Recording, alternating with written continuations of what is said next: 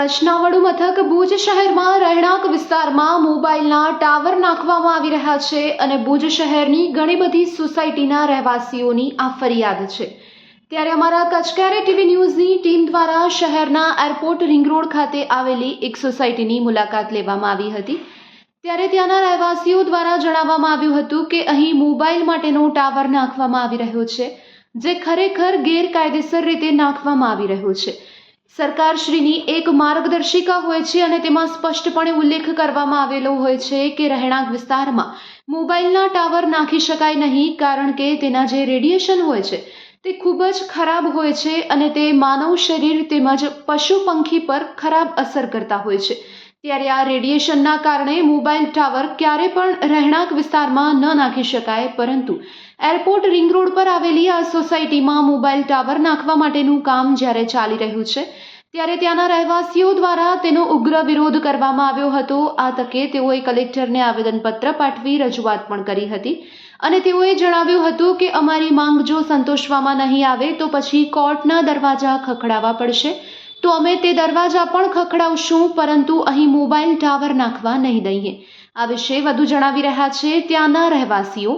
આવો સાંભળીએ તેમના શબ્દોમાં। મારું નામ સિકંદર સમા છે। માંગણી તો એ જ છે કે આ તો રેસિડેન્સી એરિયા છે અને અહીંયા ટાવર ન પડે તો સારી વાત છે અને તકલીફ પડે છે આ તો ખબર નહીં કે નગરપાલિકા એનઓસી એ લોકોને કેમ આપી છે અમારી પરમિશન લીધા વગર, કારણ કે પરમિશન તો બધાની હોવી જોઈએ, પડોશીઓની પરમિશન, એનઓસી જ્યારે પરમિશન આપે પડોશી કોઈ ઓબ્જેક્શન ન પાડે ત્યારે ટાવર પડે।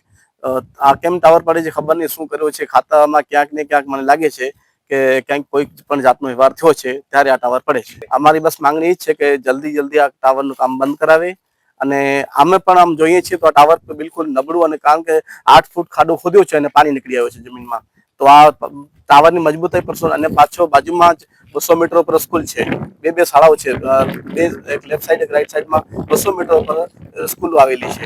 તો ખબર નહીં હવે આ 2 દિવસ પહેલા જ ભાસ્કરમાં આવેલું હતું કે પડોશી અગર કોઈ પણ રેસિડેન્સી એરિયામાં કોઈ પણ વાંધો ઉપાડે તો એ રદ કરવામાં આવે છે। અમારો તો 100% જેટલા પ્લોટમાં એ રહે છે અહીંયા તો બધાનો વાંધો જ છે, તો પછી આવો શું કામ એમ।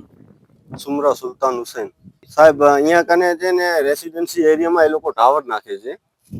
એ ટાવરની અરજી અમે કલેક્ટર સાહેબ, નગરપાલિકા, ભાડા ઓફિસ બધી જગ્યાએ આપી આવેલ છે।